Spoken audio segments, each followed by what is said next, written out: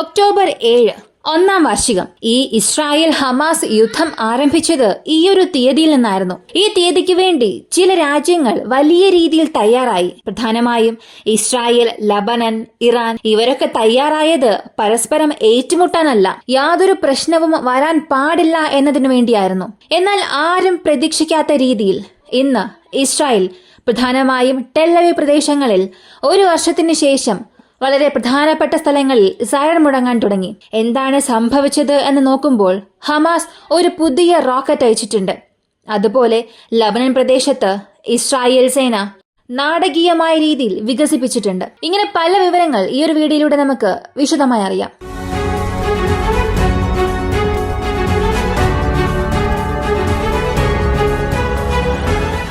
Israel Hamas ഈ ഒരു പ്രശ്നം നടക്കുന്നതിനിടയിൽ ഇസ്രായേൽ ഹൂത്തി എന്നൊരു പ്രശ്നം, അതിനുശേഷം ഇസ്രായേൽ ഹിസ്ബുള്ള എന്ന പ്രശ്നം, പിന്നെ ഇസ്രായേൽ ഇറാൻ എന്ന പ്രശ്നം. അപ്പോ ഇസ്രായേൽ ഹമാസ് പ്രശ്നം തുടങ്ങിയത് ഒക്ടോബർ 7 തീയതിയാണ്. ഈ ഒക്ടോബർ 7 തീയതി ഹമാസ് ഇസ്രായേലിലേക്ക് വരുന്നു, ആക്രമിക്കുന്നു. അതും പ്രധാനമായി ഡാൻ സ്റ്റോയിൽ ഒരു പ്രദേശത്തേക്ക് വരികയും ആ ഓപ്പൺ ഏരിയയിൽ തന്നെ ഗൺ ഷൂട്ട് നടത്തുകയും 1000-ലധികം പേർ കൊല്ലപ്പെടുകയും ചെയ്തു.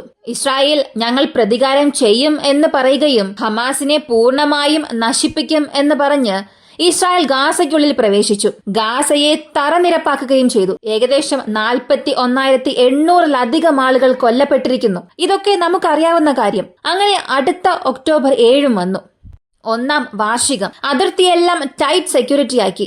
എന്നാൽ അതിനപ്പുറവും ഹമാസ് അവരുടെ റോക്കറ്റ് അയച്ചു. പ്രധാനമായും M90 റോക്കറ്റ്സ് അയച്ചു. അൽ-ഖുസൈൻ ബ്രിഗേഡ് വീണ്ടും സജീവമാവുകയും ഇസ്രായേലിനെതിരെയുള്ള ആക്രമണം നടത്തിയിട്ടുണ്ടെന്നും ഈ ഒരു ആക്രമണത്തിൽ 2 പേർക്ക് പരിക്കേറ്റുവെന്നും ഇസ്രായേൽ അറിയിച്ചു. ഈ വാർത്ത വരുന്നതിന് മുൻപ് ഇന്നലെ രാത്രി മുതൽ മറ്റൊരു വാർത്ത വന്നു. ഹൈഫ പ്രദേശം, ഇസ്രായേലിന്റെ വളരെ പ്രധാനപ്പെട്ട 3ാമത്തെ സിറ്റി. ഈ ഹൈഫ പ്രദേശത്ത് പെട്ടെന്ന് മിസൈൽസ് വന്ന് വീഴാൻ തുടങ്ങി.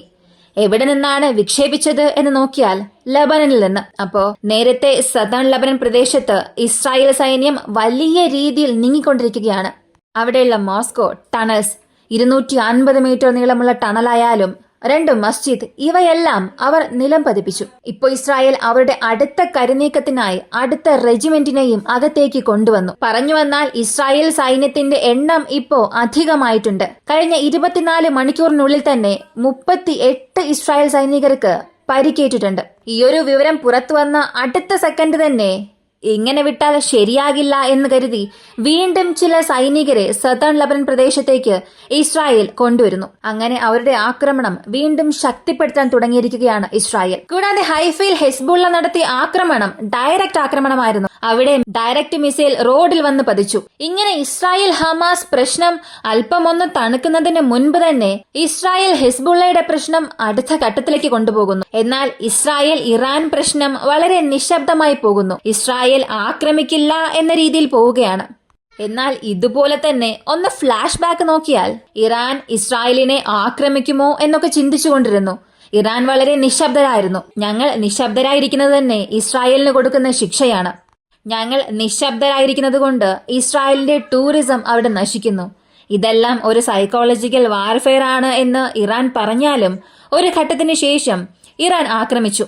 അതും നേതാവായ നസ്രുള്ളയെ കൊന്നതിന് ശേഷം ദേഷ്യം അടക്കാനാകാതെ ഇറാൻ തിരിച്ചടിച്ചു. ഇറാൻ ഇപ്പോ 200 മിസൈൽസ് അയച്ചിട്ടുണ്ട്.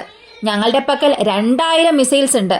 ഇസ്രായേൽ വീണ്ടും ഞങ്ങളെ ആക്രമിക്കുകയാണെങ്കിൽ ഞങ്ങൾ പല മടങ്ങ് ശക്തിയിൽ ഇസ്രായേലിനെ നശിപ്പിക്കുമെന്ന് ഇറാൻ പറയുന്നു. ഇങ്ങനെ ഈ 2 രാജ്യങ്ങളും പരസ്പരം ഭയം കൊടുത്തുകൊണ്ടിരിക്കുകയാണ്. ഇതിനിടയിൽ ഇറാൻ അവരുടെ ആണവായുധം ടെസ്റ്റ് ചെയ്തോ ഇല്ലയോ എന്നുള്ളൊരു വലിയ കുഴപ്പവും ഈ ലോക വാർത്തകളിൽ സ്ഥാനം പിടിച്ചു. ഒരു ഘട്ടത്തിൽ ഇസ്രായേലിനെതിരെ ഫ്രാൻസിന്റെ മാക്രോൺ വരെ സംസാരിച്ചു. അപ്പോൾ ഫ്രാൻസിന്റെ ഇപ്പോഴത്തെ അവസ്ഥ എന്താണെന്ന് നോക്കിയാൽ ഒക്ടോബർ 7 ഇസ്രായേലിൽ നടക്കുന്ന ആദ്യ വാർഷികവുമായി ബന്ധപ്പെട്ട് ഫ്രാൻസിന്റെ ഫോറിൻ മിനിസ്റ്റർ ഇസ്രായേലിലേക്ക് വന്നിട്ട് അദ്ദേഹം പറഞ്ഞത്, ഞങ്ങൾ ഇസ്രായേലിന്റെ കൂടെ നിൽക്കുന്നു. അന്ന് നടന്നത് വലിയ ദുഃഖം നിറഞ്ഞ കാര്യമാണ്. അതിന് ഫ്രാൻസ് നിങ്ങളിൽ ദുഃഖം അറിയിക്കുന്നു. മറ്റൊന്നും തെറ്റായി ചിന്തിക്കരുത്. ഫ്രാൻസ് എപ്പോഴും ഇസ്രായേലിന്റെ കൂടെ തന്നെ ഉണ്ടാകുമെന്ന് പറഞ്ഞു. അതായത് ഇസ്രായേലിനെതിരെ മാക്രോൺ അന്ന് സംസാരിച്ചതിന് ഫ്രാൻസിന്റെ വിദേശകാര്യ മന്ത്രി തന്നെ ഇസ്രായേലിൽ വന്ന് അദ്ദേഹത്തിന്റെ ക്ഷമാപണം നടത്തി. ഇനി ഈ ലെബനനുള്ളിൽ അടുത്തൊരു ഡിവിഷൻ കൊണ്ടുവരാനുള്ള ആവശ്യകത എന്തെന്ന് ചോദിച്ചാൽ, ഇസ്രായേൽ ചിന്തിക്കുന്നത് പോലെ ലെബനനുള്ളിൽ അത്ര എളുപ്പത്തിൽ അവർക്കൊന്നും ചെയ്യാൻ സാധിക്കുന്നില്ല. സതാൻ ലെബനനിൽ ആദ്യം അത്രയും ഡിവിഷൻസ് പോയപ്പോൾ തന്നെ ഇസ്രായേലിനുണ്ടായ നഷ്ടം വളരെ വലുതായിരുന്നു. ഇപ്പോ ഇസ്രായേൽ ആ ഒരു മലമുകൾ വരെ എത്തി. ഇനി അവിടെ നിന്നും താഴേക്ക് പോകണമെന്നുള്ളപ്പോൾ തീർച്ചയായും ഇതിലും കൂടുതൽ ആക്രമണവും നഷ്ടവും ഹിസ്ബുള്ളയിൽ നിന്ന് ഇസ്രായേലിന് ലഭിക്കാനുള്ള സാധ്യതയുണ്ട്. അപ്പോ ഇതെല്ലാം മനസ്സിൽ വെച്ചുകൊണ്ടാണ് നോർത്തേൺ ഇസ്രായേൽ സൈനികർ പുതിയ ഡിവിഷൻ ഞങ്ങൾക്ക് വേണം എന്നാവശ്യപ്പെട്ടത്.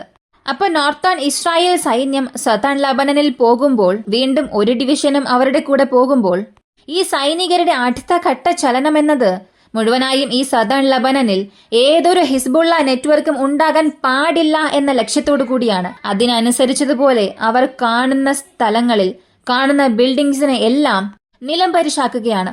എന്നാൽ ഇതിനെല്ലാം ഇസ്രായേലിന് കൂടുതൽ പണം ആവശ്യമായി വരുമല്ലോ.